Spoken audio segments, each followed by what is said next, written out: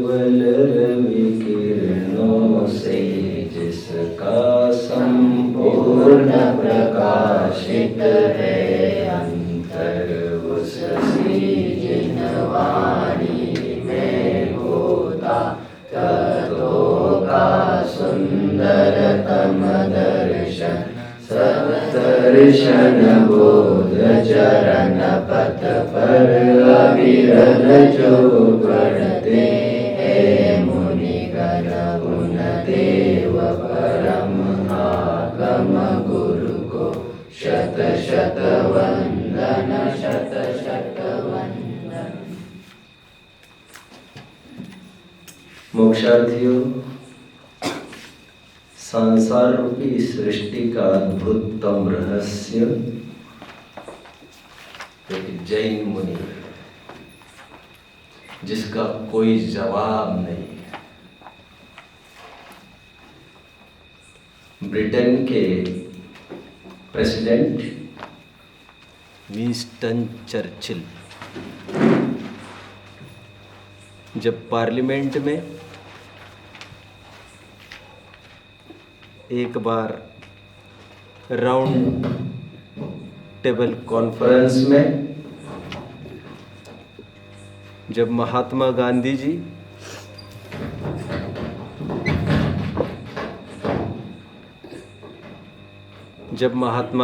जी इस कॉन्फ्रेंस में अपने नेचुरल भेष में आकर पहुंच गए। नेचुरल भेष का तात्पर्य वही अधनंगा बदन उनका। तो चर्चिल ने उन्हें मजाक में चिढ़ाते हुए ये कहा, नेकेड फकीर, नंगे फकीर कहीं के। मैंने काफी चीजें आपसे साझा पहले ही की है। गांधी जी ने पलटकर उन्हें उत्तर दिया था कि आई एम नॉट येट,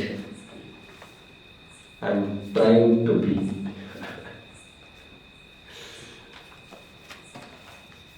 बहुत सुंदर उत्तर दिया उन्होंने पलटकर। मैं अभी हूं नहीं नंगा फकीर, होने की कोशिश मेरी चल रही है। जब विनोबा भावे को मैं पढ़ रहा था बहुत सुंदर लगा। उन्होंने एक जगह ये लिखा है, जब उन्होंने ब्रह्मचर्य लिया था, तीनों सगे भाइयों ने ब्रह्मचर्य लिया था, तो उन्होंने ब्रह्मचर्य लेने के उपरांत चप्पल्स का त्याग कर दिया। चप्पल्स के बाद उन्होंने छाते का भी त्याग कर दिया, मैट्रेसेस बेडिंग वगैरह का त्याग कर दिया, और एक ही धोती उन्होंने अपने जीवन में रखी। बाद में उन्होंने आईसाइट की ट्रबल होने लग गए तो फिर चप्पल्स भी पहनने लग गए। बट 2 ही 3 चीजें वे अपने जीवन में अपने पास रखते थे। लेकिन उन्होंने एक जगह कहा है, मुझे भारी अटपटा लगता है इस धोती के इतने से कपड़े को मैं ओढ़ता हूं, इसमें भी मुझे भारी अटपटापन और अप्राकृतिकपना नजर आता है। जो चश्मा मैंने आंखों पर पहना है उसमें मुझे गहन पराधीनता की गंध नजर आती है। मैं सोचता हूं इन अप्राकृतिकताओं से मैं कब दूर हो पाऊंगा। नोट, उन्होंने चश्मे की भी बात वहां पर की है। एक नग्न दिगंबर होने की भावना उन्होंने भी वहां पर पाई है। देव और शास्त्र की स्तुति करने के उपरांत एज यूजुअल गुरु के क्रम पर हम आकर खड़े। कहाँ तक कहा जाए, सम्यक दर्शन के 10 भेद बताए हैं हमारे ग्रंथों में। आत्मानुशासन का 10वां छंद पढ़ लेना चाहिए। टोडरमल जी ने मोक्ष मार्ग प्रकाशक में I think on page number 336 और समथिंग लाइक दैट उन्होंने भी इसको उद्धृत किया है। सम्यक दर्शन के 10 भेद बताए। किसी को थोड़ा ही पढ़कर सम्यक दर्शन हो जाता है, संक्षेप सम्यक तो। किसी को बहुत पढ़ना पड़ता है, बहुत सुनना पड़ता है, विस्तार सम्यक तो। किसी को प्रथमान योग की कहानियां सुन सुनकर सम्यक दर्शन होता है, मार्ग सम्यक तो, उपदेश सम्यक तो, एटसेट्रा एटसेट्रा। एक सम्यक तो कुछ इस किस्म का कहा है जिसने कुछ भी नहीं पढ़ा, केवल मुनिराज का जीवन कैसे होता है, उपसर्ग कैसे सहन करते हैं, कैसे कैसे महाव्रत समितियों को पालते हैं, उन्होंने चर्या देखी, केवल मुनि की चर्या। 6 द्रव्य 7 तत्व सब उनके ज्ञान में आ जाता है, वस्तु स्वातंत्र्य उनके ज्ञान में आ जाता है। इसे कहते हैं सूत्र सम्यक तो। सूत्र सम्यक तो इसीलिए कहा है क्योंकि चरणान योग के ग्रंथ विशेषों को सूत्र ग्रंथ कहते हैं। ऐसा भी तो ग्रंथों से, लिटरेचर से, स्क्रिप्चर से उसने जाना, ऐसा जीवन होता है। लेकिन किसी ने डायरेक्ट मुनि का जीवन देखकर सम्यक दर्शन अर्जित किया, मार्ग सम्यक तो। किसी ने उनका जीवन चर्या पढ़ी ग्रंथों में, सूत्र सम्यक्त्व। सम्यक्त्व के 10 भेदों में 2 भेद केवल मुनिराज के चर्या पर आधारित है, चर्या पर। प्रवचन सार में बहुत सुंदर प्रकरण चल रहा है। एक कोई आया और मुनिराज को यह कह रहा है, आचार्य भगवान, धर्म का क्या स्वरूप है? प्रश्न पूछा, आचार्य भगवान, धर्म का क्या स्वरूप है? आचार्य ने कहा, कान से सुनना चाहोगे कि आंख से देखना चाहोगे? मतलब धर्म समझने के 2 तरीके हैं, एक तो श्रवण इंद्रिय के द्वारा और एक तो चक्षु इंद्रियों के द्वारा। तुम कैसा चाहोगे? और यदि जैन दर्शन तुम्हें समझना है, देखो देखो कहकर फिर एक नग्न दिगंबर मुनिराज की मुद्रा दिखाई। ये है हमारा जैन दर्शन। इनके एक एक रोम में समस्त सिद्धांत लिखे हुए, चलती बोलती चलती फिरती यूनिवर्सिटी है, एक विश्वविद्यालय। निसंग है जो वायु सम, निर्लेप है आकाश से, नित आत्म में ही विहरते, जीवन न पर की आस से, जिनके निकट सिंहादि पशु भी भूल जाते क्रूरता, उन दिव्य पुरुषों की यह कैसी अलौकिक सूरता। काफी बार चर्चा भी कर चुका हूँ, एक बार उसकी चर्चा कर लेता हूँ, फिर अपन इन पंक्तियों के रहस्यों को देखने का प्रयास करेंगे। शेर को जो हुआ था ना, ज्ञानोदय मुनि आए और शेर के सामने वो किया, तो उनको वो कहते कि उसी पर्याय में सम्यक दर्शन हुआ था। वो कौन सा होता है सम्यक दोष? काका जी पूछ रहे हैं, शेर की पर्याय में, महावीर का 10वां पूर्व भव, जब वहां पर 2 रिद्धिधारी मुनिराज सामने आकर खड़े हुए और शेर ने सम्यक दर्शन अर्जित किया, तो उन्हें कौन से टाइप का सम्यक तो हुआ समझने की जरूरत है कि उन्हें जाति स्मरण के माध्यम से सम्यक दर्शन हुआ था। जाति स्मरण, पूर्व भवों का कुछ स्मरण, जिससे उन्हें अपना आत्मस्वरूप ख्याल में आ जाता है। ऐसा ग्रंथों में उल्लेख है। अभी कुछ ऐसा भी हुआ होगा कि मुनिराज की मुद्रा देखकर ही सम्यक दर्शन हुआ, क्योंकि जिन बिंब दर्शन, ये त्रियंचों को भी सम्यक दर्शन में निमित्त कहा गया है। जिन बिंब दर्शन। और धवल ग्रंथ में कहा है जैसे जिन बिंब है वैसी मुनि की मुद्रा है, वो भी बराबर सम्यक दर्शन में निमित्त है। और कोई वही घटना नहीं है। श्रेणिक ने यशोधर मुनिराज को परेशान करने के लिए सबसे पहले 500 जंगली कुत्ते छोड़े, और वे 500 जंगली कुत्ते उन्होंने यशोधर मुनिराज को कुछ नहीं किया। इतने मात्र से अकल आ जानी चाहिए थी श्रेणी को। जो जंगली कुत्ते शेर को फाड़ कर खा सकते हैं, ऐसे 500 कुत्ते छोड़ दिए। अरे उनको भी सम्यक दर्शन हो गया, उन्हें भी सम्यक दर्शन हो गया। किसको भेजना है भैया, भेज दो तुम।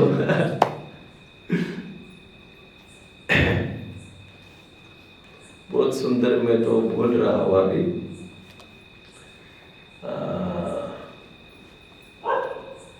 लड़ते हैं मगर कुछ हथियार भी नहीं है। आहा, इस सादगी से कौन न मर जाए। इस सादगी से कौन न मर जाए।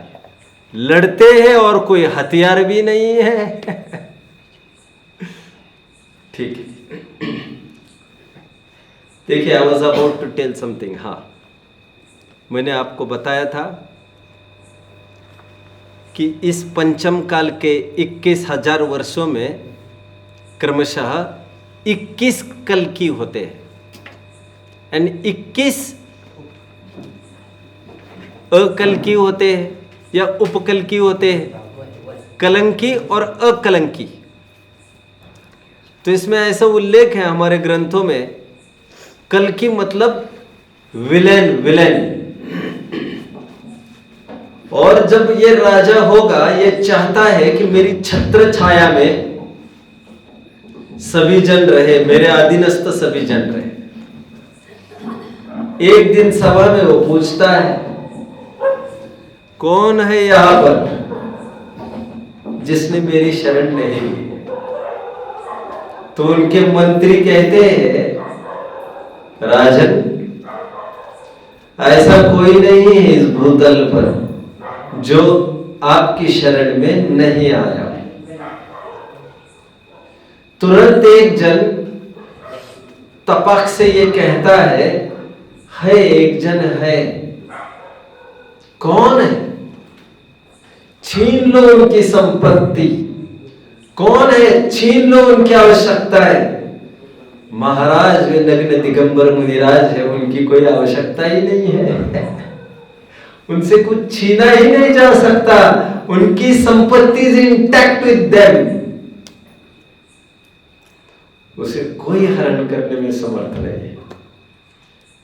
अरे कुछ तो होगा यार, उन्हें किसी न किसी प्रकार से तो जरूरत पड़ती होगी।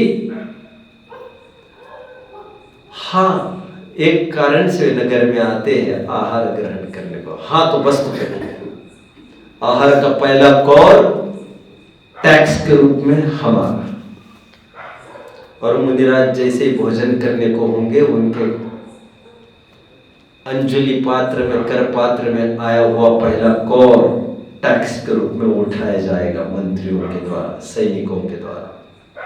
बस पिंड हरण दोष मानकर वहीं से वे निकल जाते हैं और फिर समाधिस्थ हो जाते हैं। देखते हैं कौन टिकाता है।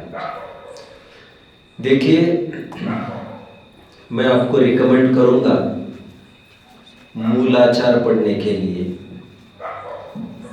जिन्हें थोड़ा एंटरटेनिंग सोर्स चाहिए, वे संयम प्रकाश को पढ़ सकते हैं, खूब आनंद आएगा। पंक्तियां हम पढ़ने की कोशिश करते हैं। हे गुरुवर शाश्वत सुख दर्शक, यह नग्न स्वरूप तुम्हारा है। जग की नश्वरता का सच्चा दिग्दर्शन करने वाला है। मैं मुझे टाइम भी नहीं है बहुत सरकने के लिए, मुझे आज पूरा भी करना है। वैसे मुनिराज का एक नाम निर्ग्रंथ है बच्चों, निर्ग्रंथ। निर्ग्रंथ किसे कहते हैं? वाई निर्ग्रंथ? वाई द नेम निर्ग्रंथ? ग्रंथ कहते हैं गांठ को, और इसलिए धोती दुपट्टे जो पहने जाते हैं पूजन के टाइम में, वे बिना गांठ वाले हुआ करते हैं। आज लोग क्या करते हैं मुझे नहीं पता, वो तो पैंट पहनते हैं यार। गांठ नहीं होना चाहिए। गांठ आई, और ग्रंथ का और एक अर्थ है। ग्रंथियां क्या करती है? ग्रंथियां क्या करती है बच्चों?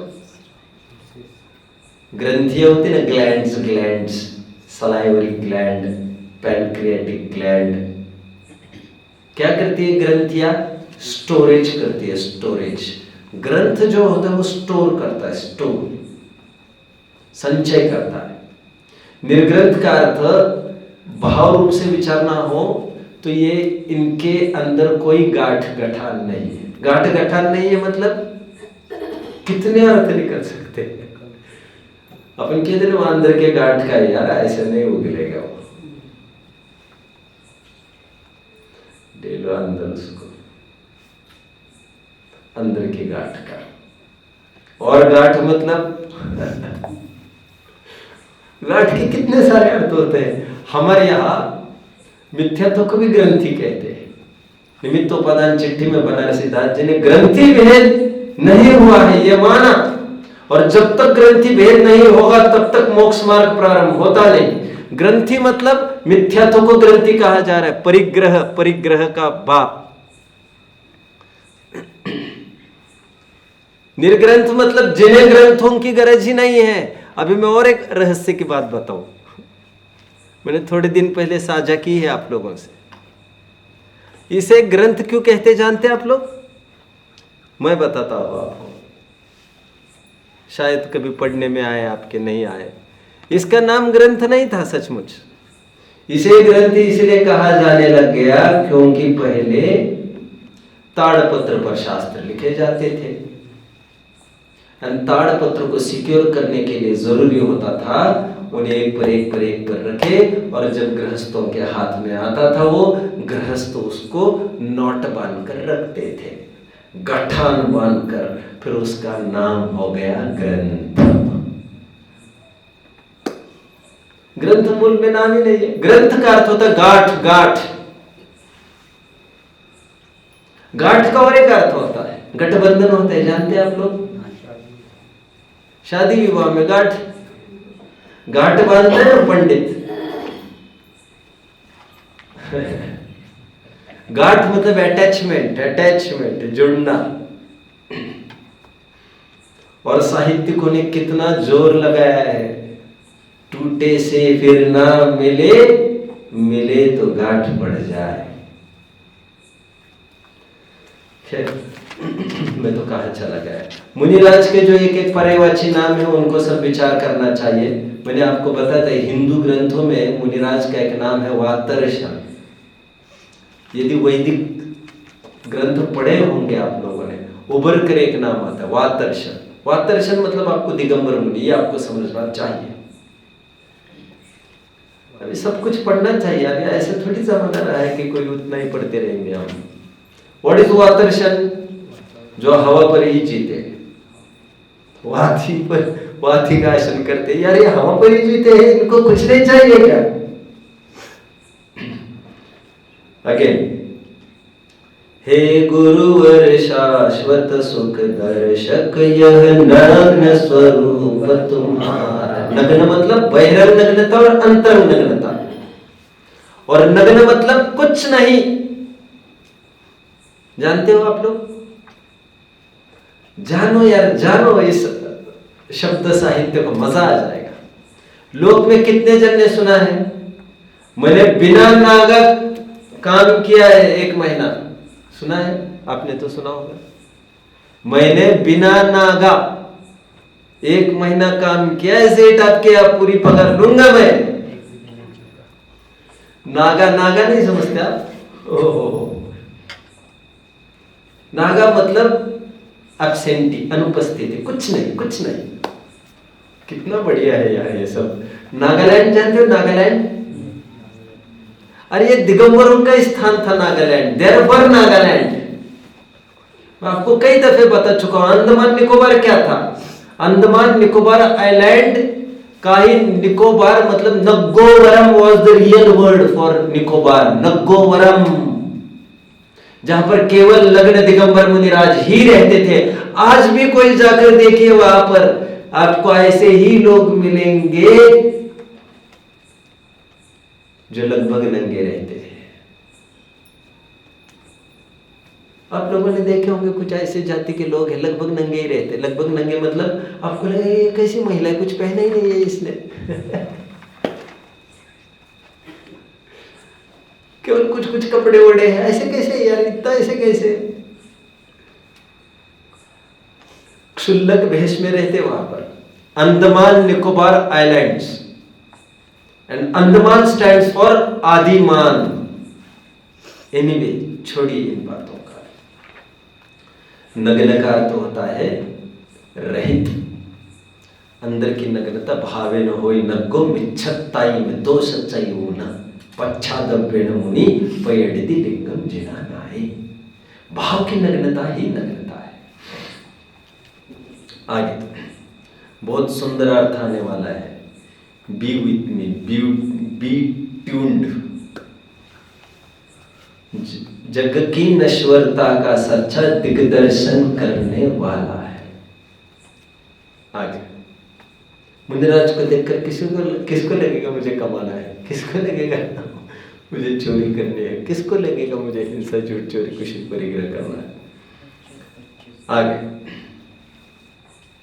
जब जग मैं चाहूंगा, इसका अर्थ मुझे कोई बताए। जब जग विषयों में रच पच कर गाफिल निद्रा में सोता हो, अथवा वह शिव के निष्कंटक पद में विषकंटक होता। कभी अर्थ का विचार किया है इसने? आज थोड़ी पर्दे खोलता हूं आपके सामने। जब जग विषयों में रच पच कर, व्हाट इज दिस? सुनिए, विषयों में इतना रचना, इतना रचना, इतना रचना, इतना रचना कि बस अपच होने लग जाए। इसे कहते हैं रचना बचना। अब इसके बाद नहीं हो सकता। तो क्रॉस ऑल द लिमिट्स। कितने जन समझ रहे हैं मुझे? जब जग विषयों में रच पच कर, कैसे रचता पचता होगा मैं बताता हूं आपको। दिन भर सुबह से लेकर, बिजनेसमैन का एग्जाम्पल लो क्या, सर्विसमैन का लो, किसका उदाहरण लो बच्चों, क्या चाहेंगे आप? बिजनेसमैन का। ओके, बिजनेसमैन का लेता हूं। बिजनेस में तो कोई मर्यादा ही नहीं है। सुबह कितने बजे बिजनेस में जाते हैं आपके? कौन बिजनेसमैन है, किसके फादर बिजनेसमैन है यहाँ पर बैठे वाले? Okay okay, that will help me. किस चीज का बिजनेस है? कपड़े का। किस चीज का बिजनेस है? पान शॉप। ओके, मैं वाइन शॉप सुना, ठीक मैं इसलिए फिर से पूछा। कुछ भी हो सकता है यार। पान शॉप। आपका क्या है? फोटो। फोटो। फोटो तो फिर भी ठीक है, उसमें टाइम कुछ होता होगा। कितने बजे जाते हैं दुकान खोलने? 5:30 सुबह 5:30। हाँ, ये उदाहरण जम जाएगा, ये उदाहरण जम गए, मेरे लिए काम का है। ओह, हाउ सैड, हाउ सैड। ओह, माँ बाप कुछ नहीं देखते बच्चों के फ्यूचर के लिए। खैर, मैं अभी माँ बाप का अपने ऊपर उपकार को कहने के लिए बैठा नहीं हूँ। 5:30 बजे जाते हैं, फिर कितने बजे आते हैं? दोपहर को 2 बजे। दोपहर को 2 बजे। ज़्यादा से ज़्यादा 1 आध घंटे के लिए आते होंगे, ज़्यादा से ज़्यादा 3 घंटे के लिए। 3 घंटे के लिए आ जाते हैं। अच्छा, थोड़ा सो जाते होंगे। हाँ, ऐसा भी नहीं होगा, थोड़ा माल वाल खरीदी तो करते होंगे यार उस 3 घंटे में। रात को 5 बजे क्या करते हैं? 5 बजे 5 बजे फिर जाते हैं, तब तक बंद रखते हैं। नहीं, तब तक भैया रहते हैं। 5 से फिर कितने बजे तक बैठते हैं? 11:30। रात में 11:30। ओह,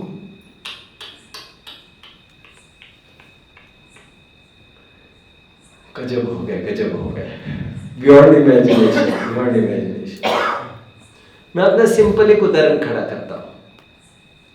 जैसे मैं जानता हूँ मेरे पिताजी भी घर में ऐसे 5 बजे ही निकलते थे और लगभग रात में 9 बजे आ जाते थे। He was also businessman.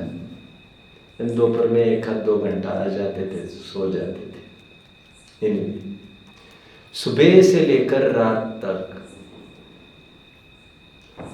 और बहुत संकलेश भी होता होगा उनको ग्राहकों से, तभी तुम्हें 10 दफे कहते होंगे कुछ करिए, कुछ करिए, कुछ करिए, डू समथिंग, डू समथिंग। हमें भी उबारो इस संकट से, कुछ करो यार, तुम ही आस हो, तो हम नहीं पढ़ पाए। ठीक है, अभी दिन भर कमा कर, अभी मैं थोड़ा उदाहरण बदल देता हूँ। दिन भर कमा कर, 12-12 घंटे कमा कर, आदमी क्या सोचता है, कमा कर क्या करूं मैं, पैसे को भोगूं। फिर पैसे वाले लोग क्या करते हैं, रात के 12 बजे उनका दिन निकलता है, फिर 9 बजे निकल जाते हैं। कहा 9 बजे आप कहाँ जाएंगे? जनाब फिल्म लगी अच्छी 9 से 12, हम वहां चले जाते हैं। फिर 12 बजे क्या करेंगे आप? फिर 12 बजे डांस बार खुलते हैं। डांस बार सुना होगा आप लोगों ने, डांसिंग पब्स होते हैं और कई तरह के बिजनेस चलते हैं, पापों के अखाड़े चलते हैं रात में। फिर रात में बड़े बड़ों की बिगड़ी बिगड़ी औलादे बाहर निकलती है। फिर 12 बजे फिल्म खत्म होगी तो फिर कुछ खाना पाना होगा, कुछ पीना भी होगा, ड्रग्स भी लेते आप जानते होंगे लोग। चूर 2 बजे 3 बजे तक चूर विषयों में दत्त। इतने रच जाते कि बस एक ड्राइवर भी साथ में लाया हुआ आदमी उठाकर घर लेके जाने के लिए, अभी जाना है और बस वो पटक देगा घर पर हमें। जब जग विषयों में रच पच कर गाफिल निद्रा में सोता, इसी विषयों से थक कर इतना रचता है कि अभी पचेगा नहीं, इतना ही पच गए सो पच गया। एंड दिस एंड्स अप, गाफिल निद्रा में चला जाता है और इतनी गहन निद्रा फिर वो उठ नहीं सकता बहुत जल्दी है। या तो ऐसा करते हैं कुछ लोग हैं ऐसे जो ऐसा नहीं करते, तो वे क्या करते हैं फिर? जब जग विषयों में रच पच कर गाफिल निद्रा में सोता हो, अथवा वह शिव के निष्कंटक पथ में निष्कंटक होता। कुछ लोग ऐसे होते हैं और उनकी बढ़ती को देख कभी नहीं ईर्ष्या भाव, उनको किसी का आगे देखना सुहाता ही नहीं है, और वे रात भर प्लॉटिंग करते रहते। प्लॉटिंग समझ में आता है बच्चों? Plotting is to plot a conspiracy, to plan a conspiracy. इसका कैसे बुरा हो सकता है? इस मार्ग में कैसे फांसी मारी जा सकती है? इसका नुकसान कैसे हो सकता है? नहीं, हमें फायदा होना हो उससे कोई लेना देना नहीं हमें फिलहाल। इसका घाटा कैसे होगा, ये निपट कैसे जाए आदमी जल्द से जल्द।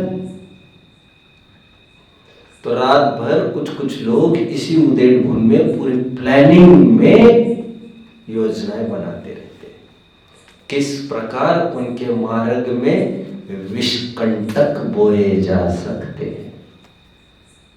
जो लोग मोक्ष मार्ग पर चल रहे हैं, कुछ संस्थानें हैं, वे संस्थानें कैसे मिट सकती है, वे लोग कैसे मिट सकते हैं।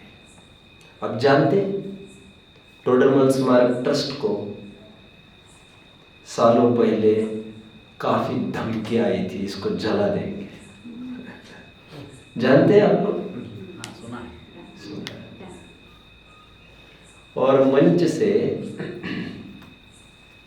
जयपुर में ही एक मुनि ने इतना चार्ज किया लोगों को, इतना चार्ज किया हजारों की सभा को, करो मिटाओ कुछ भी करो, एक भवन निपटा तो निपटने दो, इनको छोड़ो मत, आग लगा दो, आग लगा दो, आग लगा दो, आग लगा दो। ग्रंथों को तो जला दिया, आप क्या चाहते हो, नहीं ये भी निपटा दो, इसको भी निपटा दो। लीडिंग कौन कौन विद्वान है खत्म कर दो, उनको खत्म कर दो। और सब पर सबके खून करने की कोशिशें की गई, जो जो लीडिंग विद्वान रहे। टोडरमल जी को तो वैसे ही मारा गया यार। तो कुछ कुछ लोग क्या करते हैं, अथवा वह शिव के निष्कंटक पथ में विषकंटक बोता है। ऐसा भी टाइम निकला है जब कोई सभा चलनी है तो ग्रुप के ग्रुप आए लाठियां लेकर, खूब जगह हुआ, ऐसे तो खूब जगह हुआ, और खूब लाठियां बरसाई विद्वानों पर भी, साधारणों पर। बंद होना चाहिए, बंद होना चाहिए। कई जगह ऐसा हुआ, हंगामा करते, बिना पंच कल्याणक में देख लिया होगा, नागपुर के शिक्षण प्रशिक्षण शिविर में देख लिया होगा, मैंने कहा भी था। लाइन से सभी विरोधक आए और उन्होंने समय सार को पैरों से वहीं पर कुचल दिया, सबके सामने बीच सभा में। जबलपुर में बड़े प्रवचन में आ गए, 100-200 जन घुस गए प्रवचन हॉल में, नारे लगाने लग गए अपने आप में।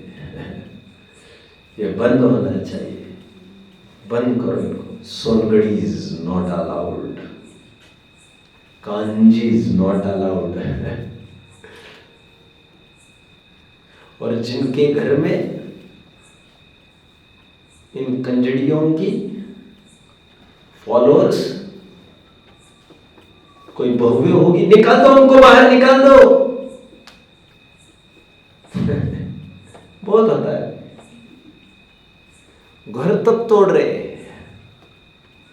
वो बहू उस पक्ष की, सोनगढ़ वालों की, हटा दो उसको, तोड़ दो उनके सब विषय, खत्म कर दो उनको विषय। डिस्ट्रक्टिव एक्टिविटीज पर फोकस करते हैं लोग।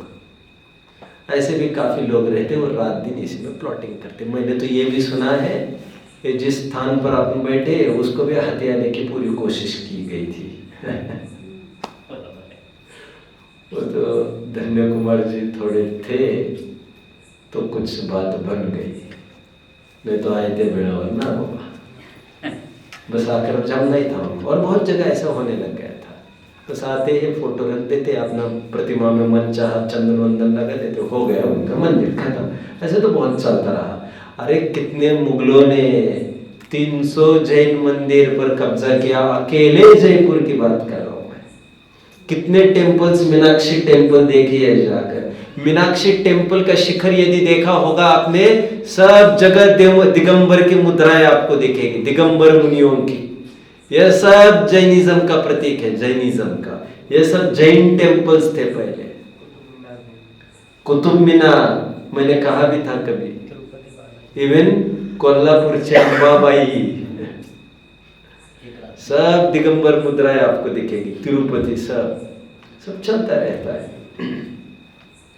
अथवा वह या तो क्या करते हैं लोग, जब जग विषयों में रच पच कर गाफिल निद्रा में सोता हो, अथवा वह शिव के निष्कंटक पथ में विषकंटक बोता हो। इनका पूरा कैसे होगा, मिशन कैसे टूट जाएगा। I would like to recommend you to read Satya ki Khoj, best. Doctor Hukumchand ji Bharill की लिखी हुई एक का उपन्यास सत्य की खोज। विवेक और Rupa, what is that character, Rupmati, Rupmati, बढ़िया। विवेक और रूपमती पूरा संभाषण चल रहा है, बहुत सुंदर उपन्यास है, बेस्ट, चलता रहता है। हो अर्धनिशा का सन्नाटा, वन में वनचारी चरते। तीसरा सीन खड़ा किया है और एक जंगल का सीन ले लिया है। रात में यहाँ पर क्या चलता है, कुछ लोग नशे में धत्त रहते, कुछ लोग वैमनस्य के नशे में धत्त है, किसको कैसे मेरा मरवाऊं, कैसे मिटवाऊं। और ये वनचारी, ये निशाचर प्राणी, मांसाहारी, वे रात भर जगते रहते, कुछ शिकार मिले तो कुछ भक्षण कर ले। हो अर्धनिशा का सन्नाटा, मन में वनचारी चरते हो, तब उसी समय में तब शांत निराकुल मानस तुम तत्वों का चिंतन करते हो। करते तपशैल नदी तट पर,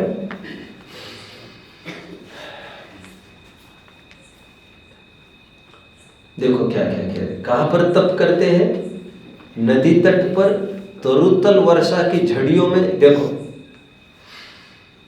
मुनिराज के 3 प्रकार के प्रधान रूप से योग कहे हैं, प्रधानता से 3 प्रकार के योग कहे हैं।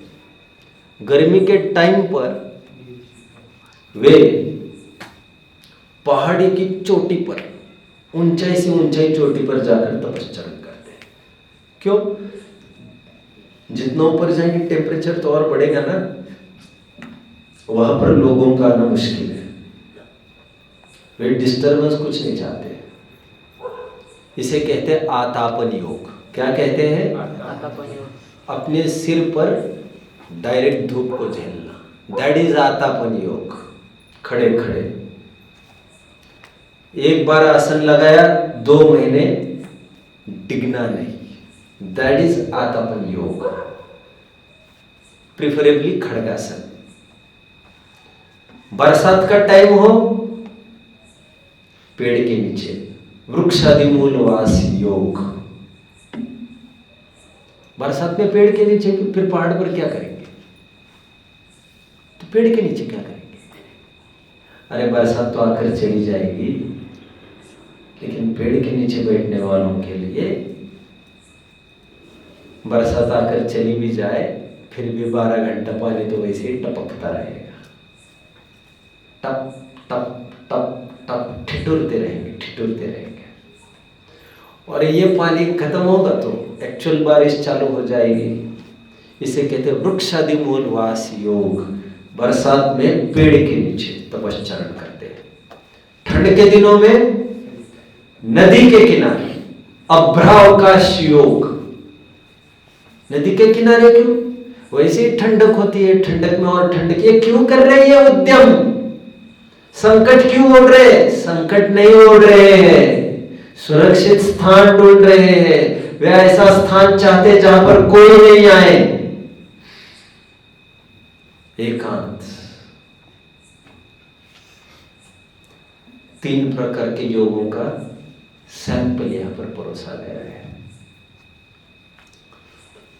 करते तपशैल नदी तट पर, तरुतल वर्षा की झड़ियों में, समता रस पान किया करते, सुख दुख दोनों की घड़ियों।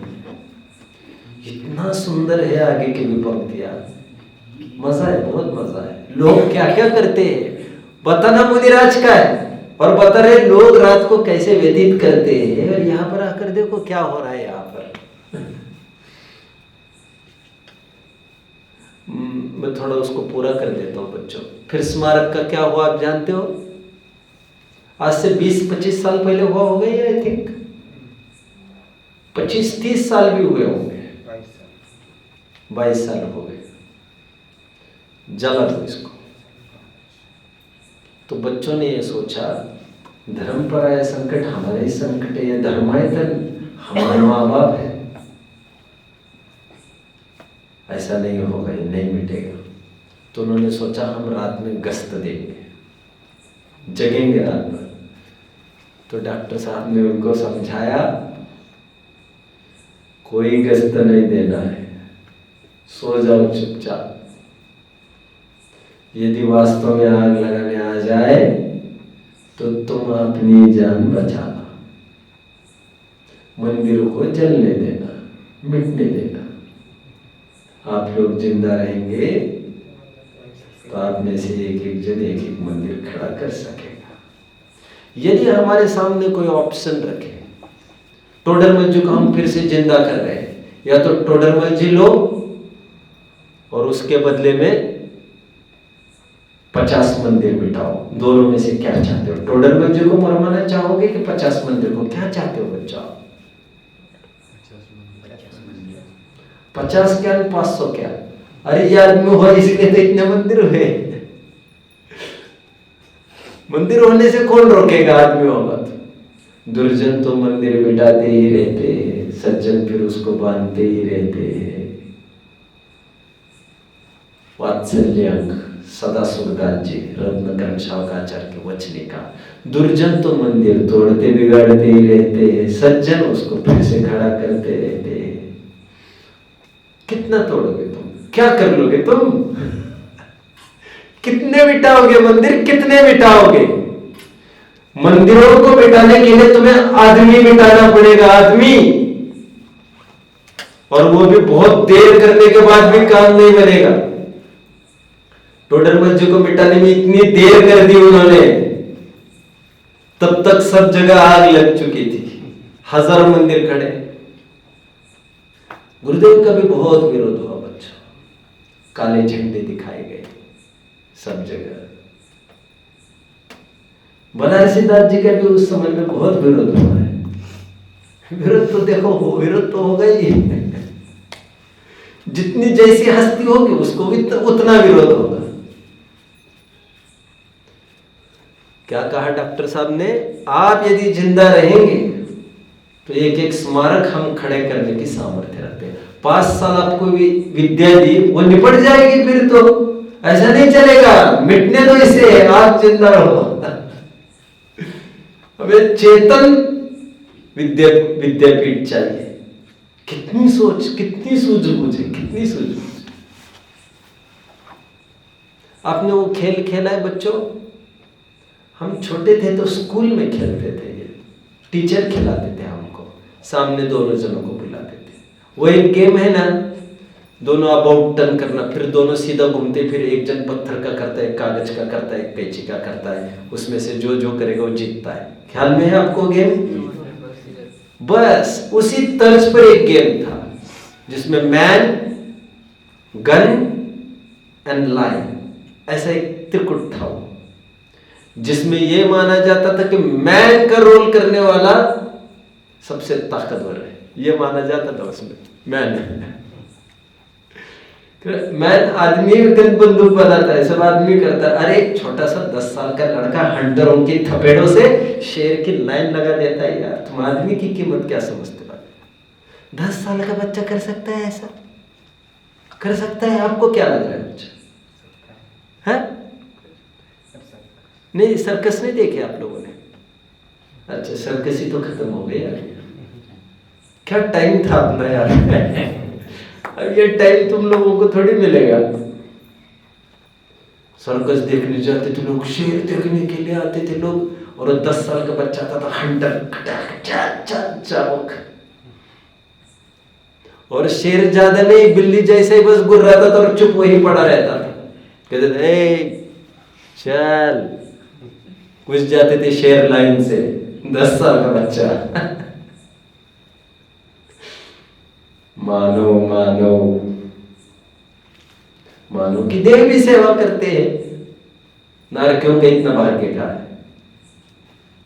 पशुओं को तो वैसे ही पालता फिर रहा है आदमी, उनकी टट्टी पेशाब साफ कर रहे हैं, वो बात दूसरी है। नहीं समझे? ठीक है, मैं कहाँ पर खड़ा था मैं? आदमी बचना चाहिए। चलिए,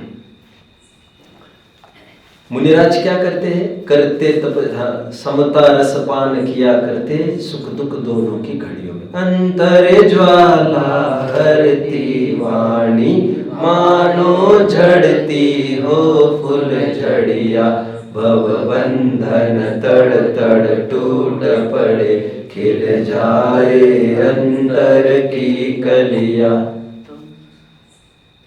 उनकी वाणी की चर्चा है। वैसे बात मुनिराज की ही चल रही है। मुनिराज की वाणी कैसी है? ब्रह्म रोग हर जिनके वचन, मुख चंद्र दय अमृत झरे। अंतर ज्वाला हरती वाणी, सूरज किरणावली क्या है? मुनि कथन क्या? वैराग्य भावना। I am missing. मुनि सूरज कथनी किरणावली, लगत भरम बुद्धि भागी। वैराग्य भावना में है। मुनि सूरज कथनी किरणावली, लगत भरम बुद्धि भागी। आगे, भव बंधन तड़ तड़ टूट पड़े, खिल जाए नहीं, अंतर ज्वाला हरती वाणी, मानो झड़ती हो फूल झड़िया। भव बंधन तड़ तड़ टूट पड़े, खिल जाए अंतर की कलिया। तुम सा दानी क्या कोई हो, जग को देती जग की निधिया। 4 प्रकार के दान है बच्चों। उसमें मुनिराज की मुख्यता के 2 दान है, श्रावक की मुख्यता के 2 दान है। आहार दान और औषधि दान श्रावक की मुख्यता से, ज्ञान दान और अभय दान मुनिराज की मुख्यता से। They change lives, they make lives. वे जीवन बनाते, लाइफ बनाते हैं, लाइफ। कौन लाइफ बनाते हैं? हमारा मुनिराज हमारा लाइफ बनाते हैं। ले लो शरण में, ले लो। बड़े बड़े चक्रवर्ती आकर भी उनको कहते हैं। क्या निधियां दे दी है उन्होंने हमको? क्या दान दिया है? उन्होंने हमारी योग्यता बताई। ये सबसे बड़ा दान दिया, सबसे बड़ा उपदेश दिया।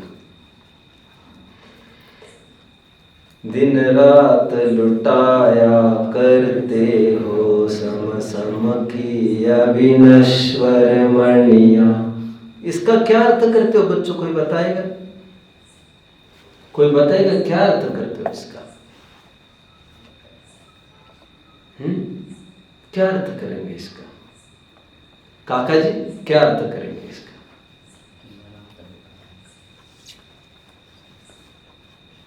बोलेंगे? बोलो। हाँ? वो तो ठीक है भाई, समतर, ये तो इतना भी, ये तो ये भी बोल सकते हैं। शाब्दिक अर्थ मुझे चाहिए। देखो, अरे यार, ये पंक्तियां ऐसी नहीं है कि केवल भाव निकालो और खत्म कर दो। देखो,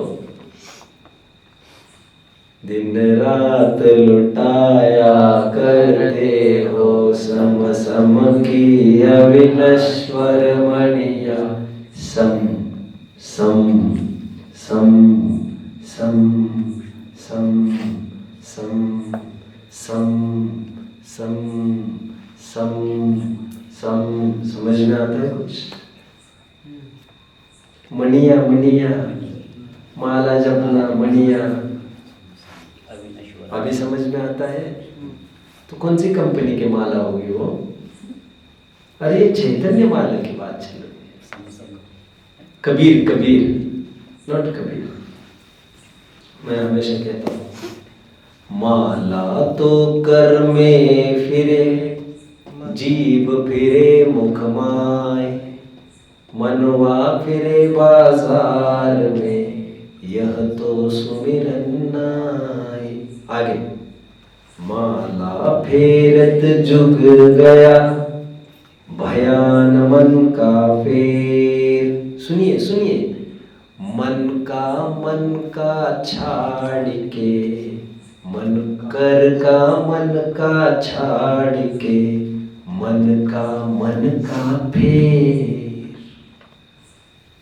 आगे, मन का छाड़ के, मन का फेर। मन का छाड़ के, या हाथ से जो मन का तुम पलटते जा रहे हो, मन का समझते हो ना, मन का इसको भी मन का कहते, जानते हो ना आप। वर्टिब्रल कॉलम को भी मन का कहते, मराठी में कहते, हिंदी में वर्ड का यूज किया जाता है नहीं, पाठीचा मन का, मराठी में यूज किया जाता है मन का, क्योंकि इसमें भी कॉलम एक के ऊपर एक रिंग्स है ना, रिंग्स पीछे खिसक जाता है, वो खिसका हो ना खिसका उससे बात नहीं, बट ये वर्टिब्रल कॉलम है, एक के ऊपर एक रिंग्स है properly arrange, that is called मन का। मन का छाड़ के, मन का फेर, मन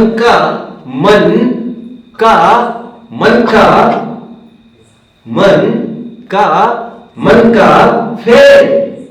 कुछ समझ में आ रहा है? एक मन अलग और एक मन का मतलब, मन का तात्पर्य यहां पर जैसे मणि है ना, मणि, ऐसा निरंतर मन में निरंतर स्मरण करते रहो, आत्मा आत्मा आत्मा आत्मा, उसे कहते मन का। प्रत्येक पर्याय जो उत्पन्न हो रही वो मन का है, और बात मन की नहीं है, यहाँ पर ज्ञान से निरंतर गे बनाओ अपने शुद्धात्मा को प्रतिपल, ये यहाँ पर कहा जा रहा है। दिन रात लुटाया करते हो सम की अविनश्वर मणिया, इन मणियों की बात चल रही। मणि मतलब यहाँ पर पर्याय, और मणि उसको कहते हैं माला को। राम राम राम सुना होगा, फिर रा के बीच में बस बीच की डंडी खींच दो, बस कर दो बोलना इसको, और सम हो जाएगा। समझ में आ रहा है? सम मतलब नॉट सम। कितने जन समझ रहे मुझे? ठीक है, चलिए, इतना गजब की पंक्तियां हैं ये आपको भाववासन होना चाहिए। दयानंद राय जी ने एक भजन में बोला है, ध्यानत निपट निकट दो अक्षर। मुझे आता नहीं है, ना गला आता है, ना मैंने याद किया है कभी कुछ। मैं जितना कुछ बोलता हूँ वो पढ़ के थोड़ा याद हुआ, उतना ही मैं यहाँ से बोलता हूँ, इसलिए शब्द यहाँ वहाँ मेरे हो सकते हैं।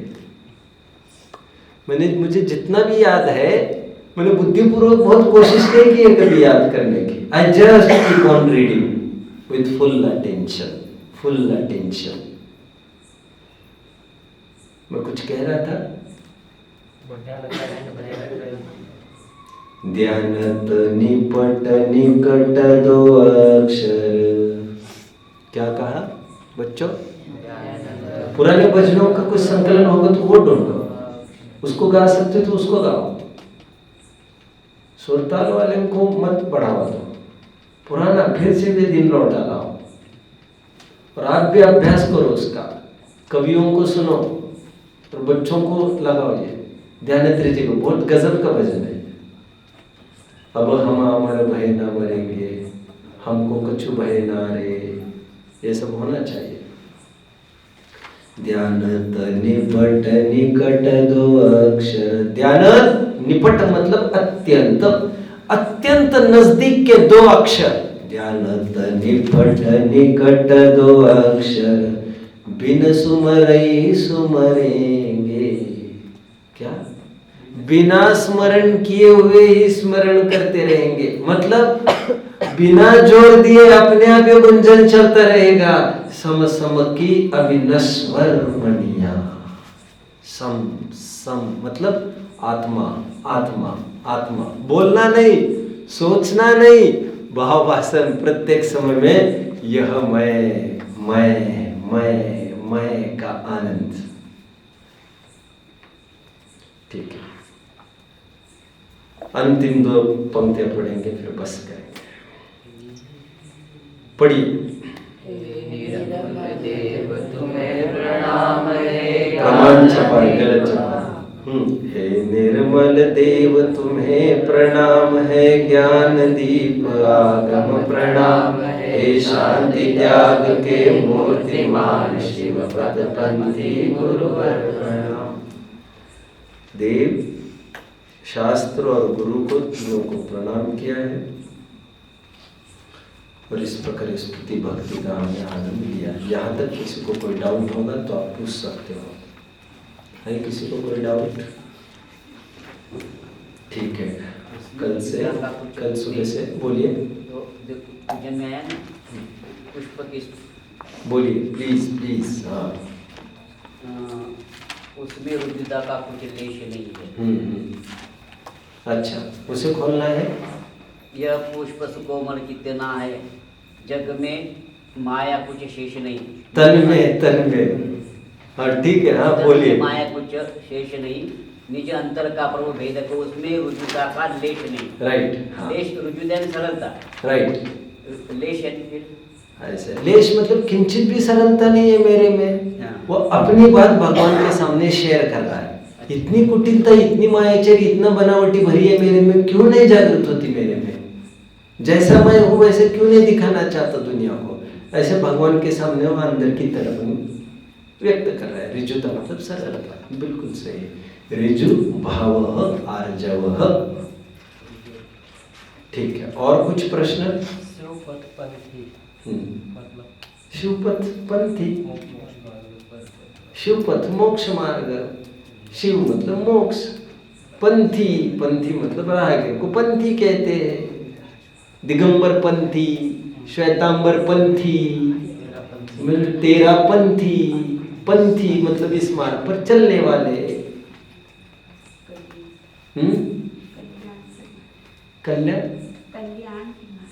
कल्याण के मार्ग पर चलने वाले। और पंथी मतलब पथिक होता है। ठीक है, चलिए। ओम नमः। निज में बताओ